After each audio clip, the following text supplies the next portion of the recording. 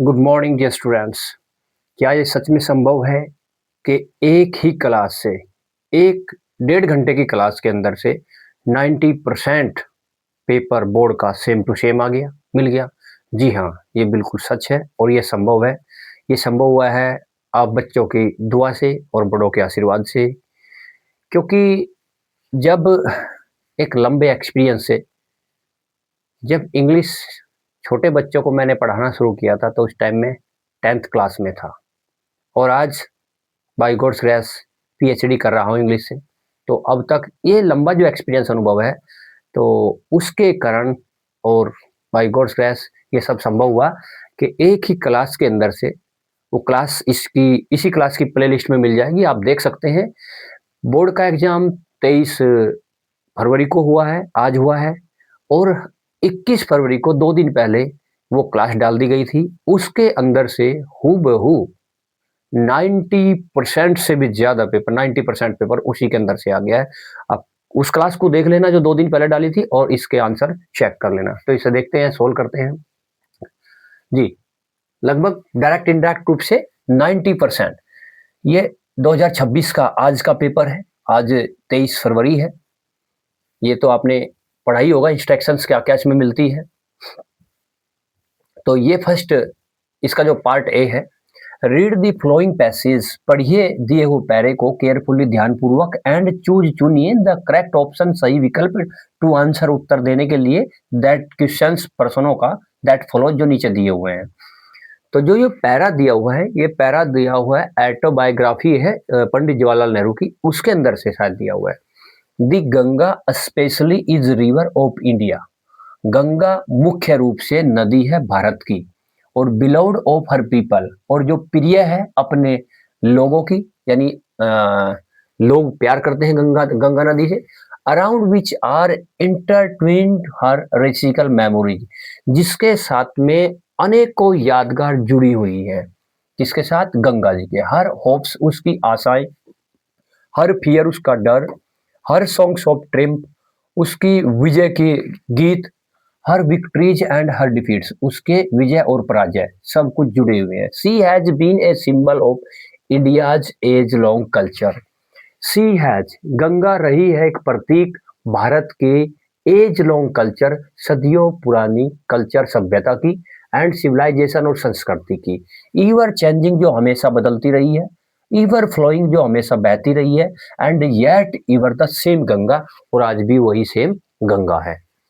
सी reminds me, ये writer बोल रहे हैं कि सी रिमाइंड्स मी, वह मुझे याद दिलाती है, ऑफ स्नो कवर्ड पीक्स, बर्फ से ढकी हुई चोटियों को, जो पहाड़ों की चोटियां हैं, एंड द डीप वैलीज, गहरी घाटियों को याद दिलाती है, ऑफ द हिमालयज, हिमालय की, which I have loved so much, जिनसे मुझे बेहद प्यार किया है, and of the rich vast plants, और वो रिच और वास्ट प्लांट्स कौन से, वो मैदानी खेत, मैदानी क्षेत्र जो फसलों से भरा हुआ है, एंड वास्ट है, रिच का मतलब है यहाँ धन से या फसल से परिपूर्ण होना, वास्ट विश विशाल, और प्लांट्स मिस वो मैदान, बिलो जो नीचे है पहाड़ों के बहते हैं, रहे जो पहाड़ों के नीचे मैदान जिसमें फसलें उगाई जाती हैं, मैदानी क्षेत्र, वेयर जहां माई लाइफ, जहां पर मेरा जीवन, एंड वर्क और मेरा कार्य हैव बीन कास्ट, पूरा किया गया है, यानी जहां मैंने जीवन व्यतीत किया है और अपना कार्य किया है। The Ganga is a symbol of, देखो इसमें लिखा हुआ है the Ganga is a symbol of, the Ganga has been symbol of India's age long culture and civilisation. तो इसके अंदर ऑप्शन है, फर्स्ट है India's rich green growth, India's rich mineral, India's age long culture and civilisation. ये as it is board का exam है बिल्कुल, तो इसका ये राइट आंसर है सी। सेकंड है, what are the things loved by the author, लेखक ने कौन कौन सी चीजों को प्यार किया है, mentioned in the given passage, जो इस दिए हुए पैरे के अंदर है, मेंशन है, उल्लेखित किया गया है। तो इसमें क्या क्या दिया हुआ है जो प्यार, जो प्रिय है, देखो ये क्या, ये लिखा हुआ है, she reminds me the snow covered peaks and the deep valleys of the Himalaya which I have loved so much, and of the rich and vast plants below. तो इसका जो करेक्ट आंसर है ये है the snow peaks and the deep valleys of the Himalayas as well as, और उसी प्रकार से rich and vast plains below. इसमें ये भी दिया हुआ है लेकिन ये कंप्लीट आंसर है, तो इसका आंसर डी आंसर राइट है। Which word means tops in the passage? Top, tops का क्या मतलब है इस जो इस पैरे में दिया हुआ है? देखो, आपको एक ट्रिक बताई थी जब वो क्लास कराई थी, उसमें बताया था कि मोस्टली आपने ध्यान रखना है जो भी ये सेम वर्ड पूछा जाता है, मीनिंग मीन्स पूछा जाता है, उसमें मोस्टली एग्जामिनर क्या देता है। अगर सेकंड फॉर्म वाली, देखो अगर कोई वर्ड दिया उन्होंने जिसमें ईडी जुड़ा है सेकंड फॉर्म, तो वो मोस्टली यहाँ पर भी सेकंड फॉर्म वाला ही ऑप्शन देगा। अब उन्होंने ऑप्शन दिया है एस वाला, तो इसमें भी एस वाले दो ऑप्शन है, ये और ये, तो इन दोनों में से कोई सा होगा क्योंकि दोनों प्लूरल है। तो आपने छांटना है कि कौन सा वर्ड इनमें से दिया हुआ है पैरे के अंदर और जो इसका सिनोनिम बनता है। तो इसका पीक्स इसके अंदर दिया हुआ है, पैरे के अंदर पीक्स दिया हुआ है, स्नो कवर्ड पीक्स, ठीक है, पीक्स ही इसका आंसर है क्योंकि टॉप्स और पीक्स दोनों का मतलब होता है चोटी होता है। वैसे प्लांट्स भी दिया हुआ है लेकिन इसका मतलब खेती मैदान होते हैं, मैदान खेत वाले, तो इसका राइट आंसर कौन सा है? पीक्स है। Choose the correct option to answer the flowing questions. नीचे दिए हुए प्रश्न का सही विकल्प चुनकर उत्तर दिए। द बेल, इसके अंदर क्या आना है? देखो, बर्फ भरने का ट्रिक आपको बताई थी उसी क्लास के अंदर, वो कंप्लीट क्लास है, हाई स्कूल का टोटल सिलेबस, उसके अंदर grammar, literature, prose, poetry, first flight, second flight, सब कुछ इंक्लूड है। इवन स्टोरी भी उसी के अंदर से आई है इसके अंदर।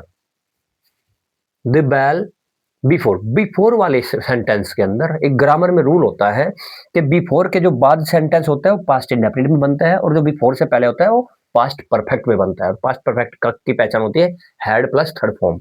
तो इसके अंदर ऑप्शन कौन सा है? देखो, इसमें हैड प्लस थर्ड फॉर्म यहाँ पर दी हुई है, तो इसका राइट आंसर है द बेल हैड रंग बिफोर दे रीच्ड। ठीक है, अगर यहाँ पर आफ्टर होता तो आफ्टर में क्या होता है? पास्ट इंडेफिनिट इधर आ जाता है और पास्ट परफेक्ट उधर जाता है, हेड वाला, हेड और थर्ड फॉर्म उधर लास्ट में लगेगी। बिफोर वाले में पास्ट परफेक्ट इधर होता है, पास्ट इंडेफिनिट लास्ट में जाता है, तो इसमें लगेगी हेड और रंग।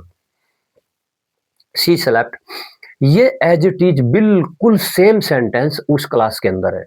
देखो, बहुत सारा मटेरियल सेम टू सेम उस क्लास से आया है, तो अगर आपको थोड़ा भी, हम बार बार बताते रहेंगे कौन से क्वेश्चन उसमें से मिले हैं, अगर आपको लगेगा कि सर वैसे ही बता रहे हैं नहीं आए, तो इसकी प्ले लिस्ट में मिलेगी वो क्लास जो 2 दिन 3 दिन पहले डाल दी गई थी, आप मैच कर लेना। बिल्कुल ये सेम सेंटेंस उस क्लास के अंदर डाला गया था, बिल्कुल same as it is. He slept, और इसके अंदर अंडर प्रयोग किया था, अंडर, अंडर जो प्रीपोजिशन थी, अंडर ए ग्रीन ट्री, वह सो गया एक पेड़ के, एक हरे पेड़ के नीचे, तो इसका राइट आंसर है अंडर। ये सेम सेंटेंस और सेम ऑप्शन उस क्लास के अंदर है। Rearrange the following words cluster, इन शब्दों के समूह को रीअरेंज करना है और to make a meaningful sentence, एक अर्थपूर्ण वाक्य बनाने के लिए चूज द राइट अरेंजमेंट, सही अरेंजमेंट को चुनिए। Loves my to share toys brother his. देखो, अगर आपने वो क्लास देखी है, नहीं देखी तो जरूर देखिए क्योंकि आगे भी आने वाले जो हाई स्कूल के एग्जाम है उसी क्लास के अंदर से मोस्टली मिलने हैं। वो तो एक मास्टर सुपर क्लास है और ज़्यादा बड़ी नहीं, केवल जस्ट 1 घंटा 47 मिनट की है। तो उसमें बताया था आपको कि रीअरेंज करने का नियम होता है, नंबर 1 पे सब्जेक्ट होता है, नंबर 2 पे होती है हेल्पिंग वर्ब। अगर हेल्पिंग वर्ब नहीं दी हुई है तो वर्ब होगा और वर्ब के बाद में आपका ऑब्जेक्ट होगा, इसके बाद में प्लेस स्थान दिया होगा और लास्ट में लगेगा टाइम। ये एक आपको ट्रिक बताई थी, बहुत सारे उसमें करा भी रखे हैं। तो इसमें सबसे पहले हमने ढूंढना है सब्जेक्ट कौन है। सब्जेक्ट है माय और ब्रदर, तो आप देखिए इसमें माय ब्रदर है नहीं है, इसमें माय ब्रदर है नहीं है, इसमें माय ब्रदर है नहीं है, तो माय ब्रदर इसमें, यही इसका करेक्ट आंसर है। माय ब्रदर हुआ, उसके बाद ये वर्ब हुई, हेल्पिंग वर्ब इसके अंदर है नहीं, उसके बाद ऑब्जेक्ट हुआ, तो इसका करेक्ट आंसर है ये वाला। Which of the following words is misspelled? जी देखिए, एक्सेप्ट के अंदर ईसीटी आता है, बिल्कुल सही है। एक्सेप्ट के अंदर, इसके अंदर भी ईसीटी आता है, ये भी सही है। एस्पेक्ट होता है एएस वाला, इसके अंदर भी ईसीटी आता है, ये सही है। एग्जाम में यहाँ एसीटी दिया हुआ है, जो बोर्ड का एग्जाम आया है 23 फरवरी 2026 को, उसमें यहाँ ए दिया हुआ है, इसीलिए वो गलत है, तो मिसस्पेल्ड ये है। इसका सही आंसर है E X P E C T, expect. ये राइट है, तो इसका राइट आंसर कौन सा है, ये वाला, ये गलत है। People who watch and listen, ध्यान से देखिए, लोग जो देखते हैं और सुनते हैं टू स्पीच भाषण को आर कॉल्ड ऑडियंस, उन्हें ऑडियंस कहा जाता है, श्रोतागण कहा जाता है। तो identify the word listen, listen को आइडेंटिफाई कीजिए, ये लिसन इसके अंदर कौन सा वर्ड है, क्या नाउन है, एडजेक्टिव है, कंजक्शन या वर्ब है। जी आपको बताया था, देखो लिसन क्या होता है, वर्ब है। लिसन मीन्स क्या होता है, सुनना। वॉच मीन्स क्या होता है, देखना। तो सुनना और देखना, खाना पीना, जाना, पढ़ना, पढ़ाना, लिखना, सोना, ये सब क्या होते हैं, एक्शन या वर्ब होते हैं। तो इसीलिए ये क्या है, एक वर्ब है। तो इसका राइट आंसर कौन सा है, वर्ब है। लिसन क्या है, वर्ब है, और वॉच भी दोनों इसमें वर्ब है। ओके, समझ में आया आपको ये, तो ये क्या है, वर्ब है। उसके बाद एक जो दिया हुआ है एग्जाम के अंदर आपके आया था क्वेश्चन नंबर, जिसके ऊपर 9 10 डिपेंड है, वो सब। Read the passage given below, नीचे दिए पैरे को पढ़िए और चूज द करेक्ट ऑप्शन, सही विकल्प को चुनिए। उत्तर दे, नीचे जो क्वेश्चन दिए हैं उनके उत्तर छांटने के लिए, उत्तर देने के लिए। This way valley picked up various small details, इस दिस वे का मतलब इस तरह से, इस तरह से वैली ने पिक्ड अप ग्रहण किए वेरियस स्मॉल डिटेल्स, छोटी छोटी विभिन्न जानकारियां अबाउट द बस जर्नी, बस की यात्रा के बारे में। The town was 6 meals from the village, गांव से 6 मील दूर था टाउन, उसने ये पता लगा लिया था। The fair was 30 passage one way, एक तरफ का 30 पैसे का किराया था, ये भी उसने पता लगा लिया था। Which is almost nothing at all, जो बिल्कुल लगभग कुछ नहीं था। She heard one as well dressed man, she heard उसने सुना था, वन वेल ड्रेस्ड एक अच्छे, ड्रेस्ड बोलते हैं अच्छे कपड़े पहने हुए व्यक्ति से कहते हुए। बट टू वैली, ये कहते हुए सुना था कि ये तो कुछ भी नहीं, लेकिन टू वैली, वैली के लिए, वैली लड़की के लिए, तो हु स्केर्सली सा, उसने तो शायद ही कभी देखा था, दैट मच मनी, इतना ज्यादा धन, इतना धन शायद ही उसने कभी देखा हो।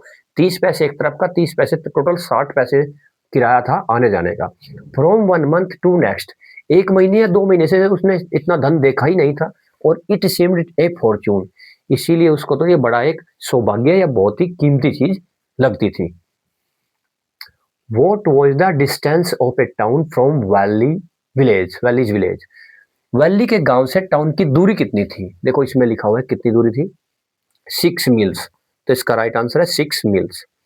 नेक्स्ट क्वेश्चन है इसमें, what was the one way fair of the bus, एक तरफ का किराया कितना था बस का। देखो ये था, the fair was 30 passage one way, एक तरफ का कितना था 30, तो इसका राइट आंसर है ए, 30 पैसे उसका एक तरफ का किराया था। अब चलते हैं क्वेश्चन नंबर 13 से, और 11 12 और 13 है। Choose the correct option to the answer flowing question, जो जो क्वेश्चन सेम टू सेम आ रहे हैं, ये सब क्वेश्चन डायरेक्ट इंडायरेक्ट रूप से, डायरेक्ट और इनडायरेक्ट दोनों रूप से एग्जाम में मिलेंगे आपको, उस क्लास के अंदर आप देख लेना।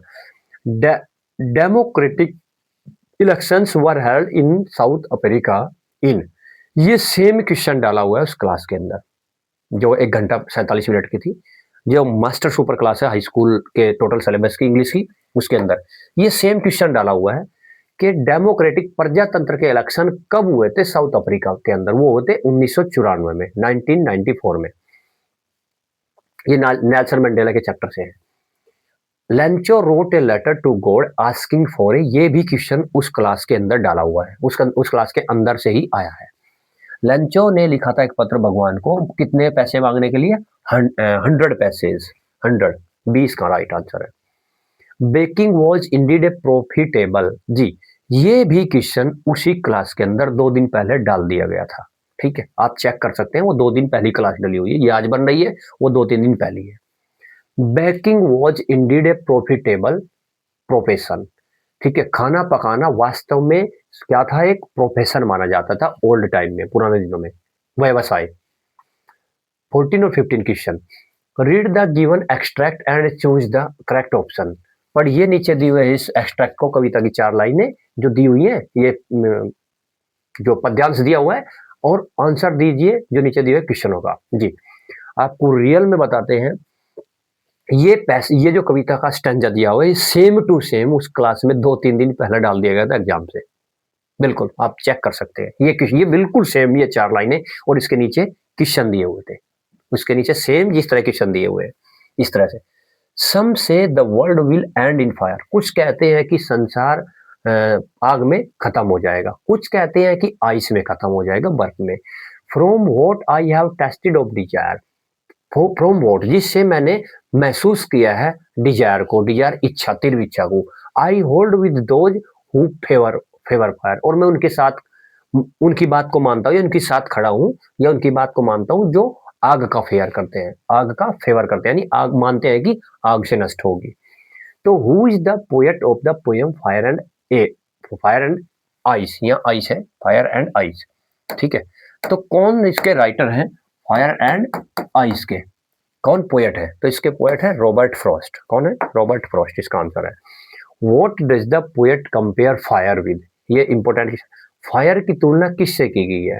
देखो, आइस की तुलना तो की गई है हेटर्ड से, और फायर की तुलना की है डिजायर से, तो इसका करेक्ट आंसर है डिजायर। 16 से 20 तक के question. Choose the correct option to answer the following question. What was the trick is only fault, ये सेम क्वेश्चन 2 दिन पहले बोर्ड के एग्जाम से उस क्लास के अंदर डल गया था। बार्किंग, अटैकिंग, बाइटिंग, ग्रिड, तो इसका राइट आंसर है ग्रिड। जो ट्रिकी की असली प्रॉब्लम थी, ट्रिकी जो कुत्ता था उसकी थी ग्रिड, वो खाता ही था और खाने का पूरा लालची था। What was the real name of बोली, ये भी सेम क्वेश्चन उस क्लास के अंदर है, आप चेक कर लेना, ठीक है, बिल्कुल सेम, कि what was the real name of बोली। इसका बोली का असली नाम क्या था? Sulekha. What did एब्राइट start collecting in childhood, real में सच में ये भी क्वेश्चन उस क्लास के अंदर ही है, डाला हुआ है, डाला दिया था 2-3 दिन पहले डल गया था।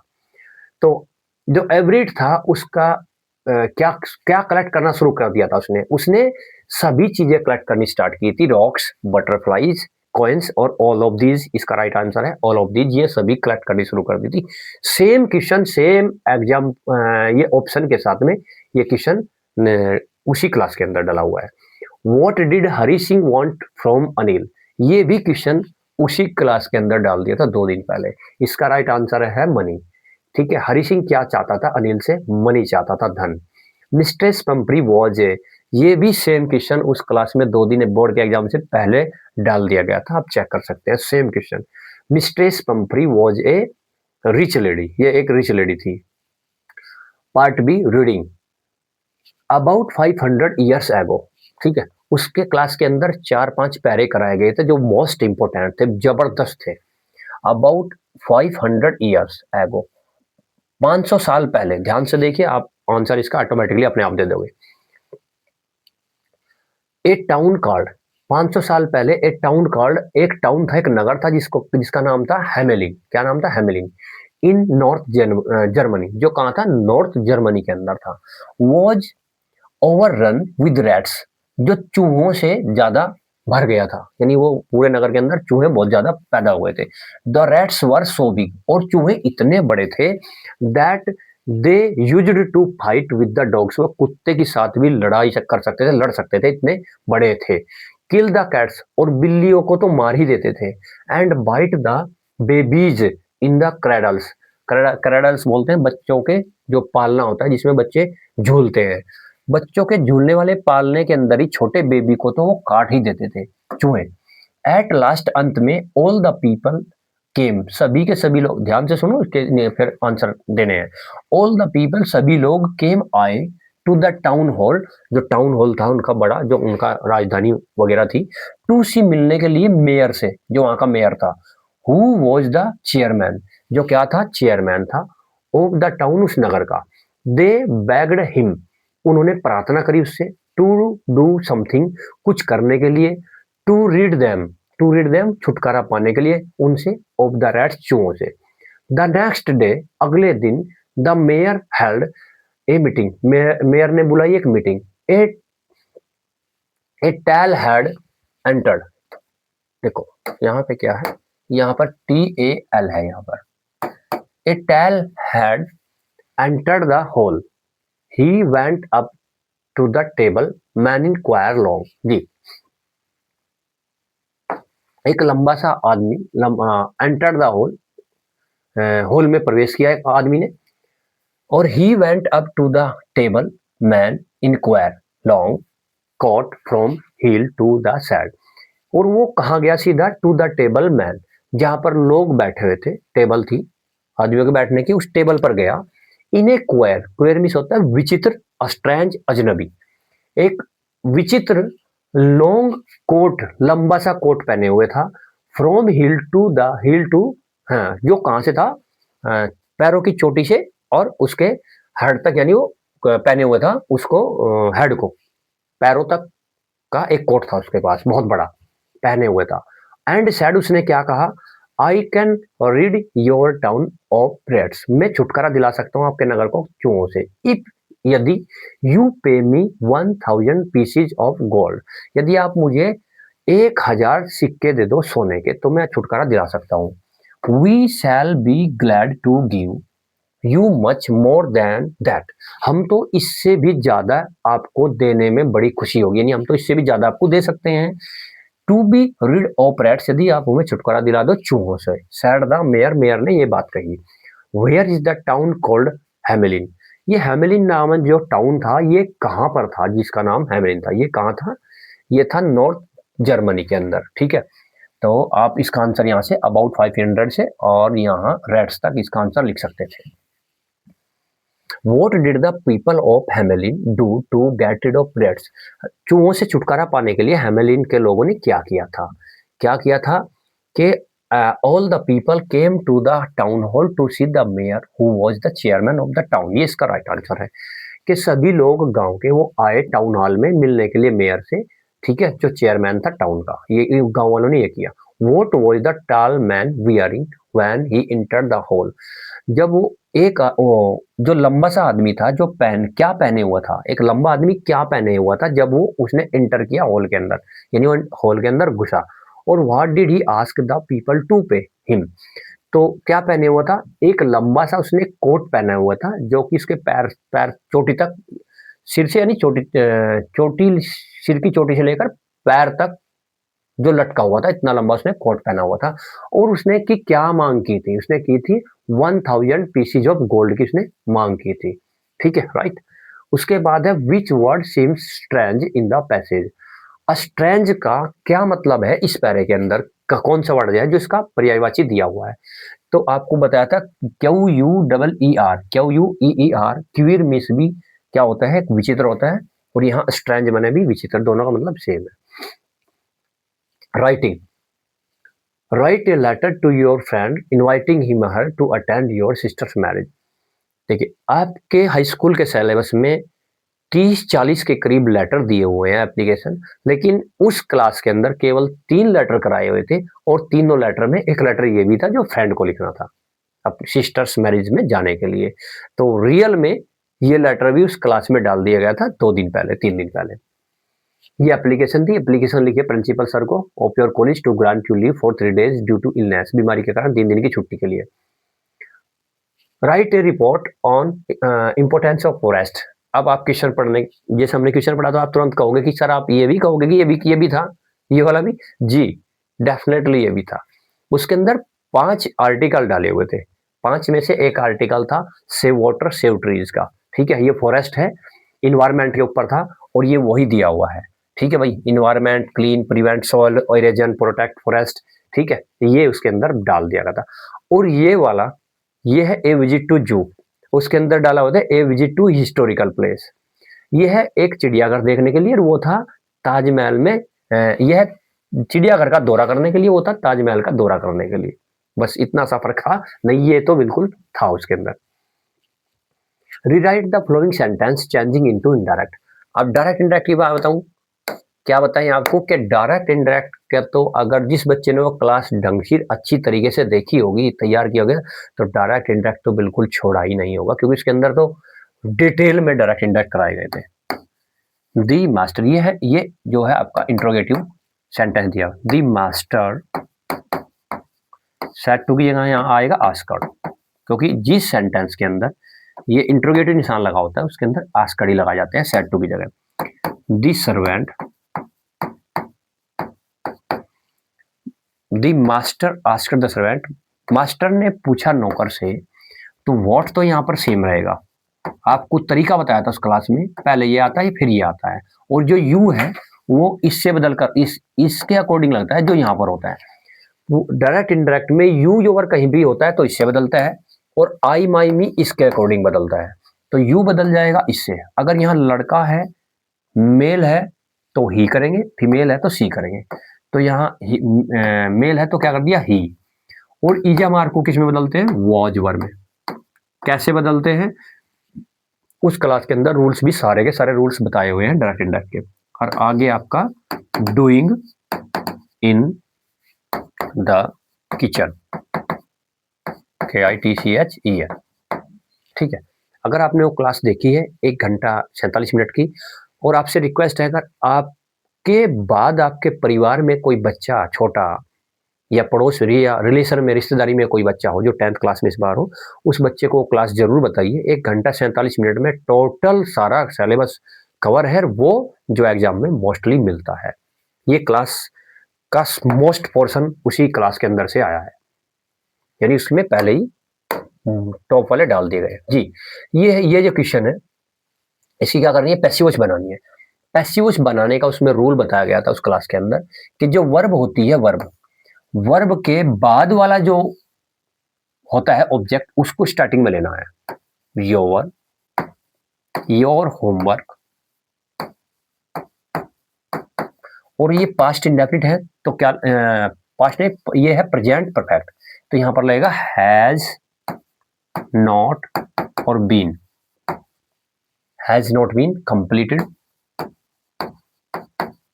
कंप्लीटेड, और बाय यू का रहेगा, यू ही रहेगा, ठीक है। You have not completed your homework, तुमने अपना कार्य पूरा नहीं किया है, तो your homework has not been completed by you, has not been completed by you, तो ये आपका होता। अब आपको बताते हैं एक बात, हमने 3 सेंटेंस डाले थे उसके अंदर पंक्चुएशन की, ये पंक्चुएशन है, पंक्चुएट द फॉलोइंग सेंटेंस। 3 में से एक सेंटेंस बिल्कुल एज इट इज मिलता जुलता है उसकी तरह से। हमने एक सेंटेंस, आप देख लेना उस क्लास के अंदर एक सेंटेंस डाला हुआ है इस तरह की है, और रीना सैड टू मीना, मीना है यहाँ पर या शायद किसी का नाम है, I am going to Delhi, ठीक है। तो उसमें बताया था कि ये बड़ा बनाना है, जैसे ये रमेश सैड टू मी, उसके बाद बताया था कि ये बड़ा कैपिटल बनाने का, यहाँ इन्वर्टेड कोमाज है, तो यहाँ पर इन्वर्टेड कोमाज है, और उसमें बताया था कि जो ये आई होता है ये कैपिटल बनाना है, आई विल नॉट हेल्प, और यू के बाद बताया था कि उसके अंदर ये आपने कॉमा लगाना। रूल्स भी बताया था कि कहाँ बड़ा कैपिटल लेटर बनाना है, कहाँ इन्वर्टेड कॉमा लगाना है, कहाँ पर क्या चेंज करना है, और इसमें ये डेली भी डी भी बड़ा बनाना था। 3 सेंटेंस बताए थे, 3 सेंटेंस में से एक सेंटेंस के बिल्कुल सेम टू सेम आया है, आप चेक कर लेना एक बार, वो क्लास ऑलरेडी डली हुई है चैनल के ऊपर। जी, ये है story, translate following into English, बिल्कुल रियल में बता रहे हैं आपको। उस क्लास के अंदर 9 स्टोरी डाली हुई है, कितनी, 9 स्टोरीज, और 9 में से एक स्टोरी डाल दी गई थी 2 दिन पहले। जी, आपको विश्वास नहीं होगा ना तब तक आप खुद क्लास नहीं चेक करोगे। वो क्लास 2 दिन पहले डाल दी गई थी बोर्ड के एग्जाम से पहले, और उस क्लास के अंदर ये स्टोरी 9 स्टोरीज भी उसके अंदर है, 9 छोटी छोटी स्टोरीज है, तो 9 में से एक स्टोरी ये वाली भी है उसके अंदर, प्रयागराज वाली, आप चेक कर लेना, ठीक है। यहाँ उत्तर प्रदेश का उच्च न्यायालय है, ठीक है, यहाँ गंगा और यमुना का संगम है, सेम चेक कर लेना। और मेरे ख्याल से वो स्टोरी नंबर 5th है, स्टोरी नंबर कौन सी है, 5वीं स्टोरी है वो, ठीक है, 5वीं स्टोरी है वो।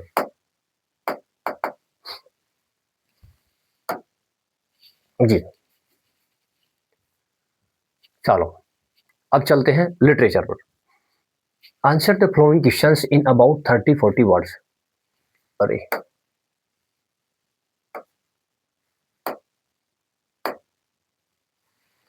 इसमें फर्स्ट क्वेश्चन लेंचो वाला है, ये भी उसके अंदर है क्लास के। सेकंड क्वेश्चन नेल्सन मंडेला वाला है, हाँ ये भी उसके अंदर है। ये एनी फ्रैंक वाला है, एनी फ्रैंक वाला भी उसके अंदर क्वेश्चन है, वैली वाला भी है, और जी आपका लेंचो वाला क्वेश्चन भी है उसके अंदर, नेल्सन मंडेला का भी है, डस्ट ऑफ स्नो का सेंट्रल आइडिया भी है। और ये है ना 4 लाइनें, उसके अंदर 8 लाइन्स डाली हुई हैं छोटी-छोटी। और फायर देखो 3 सेंट्रल आइडिया आए हैं, 2 सेंट्रल आइडिया, इनमें से 2 सेंट्रल आइडिया उसके अंदर डाले हुए हैं, फायर एंड आइस और डस्ट ऑफ स्नो का उसके अंदर आपको मिलेंगे पक्का देखने को उस क्लास में।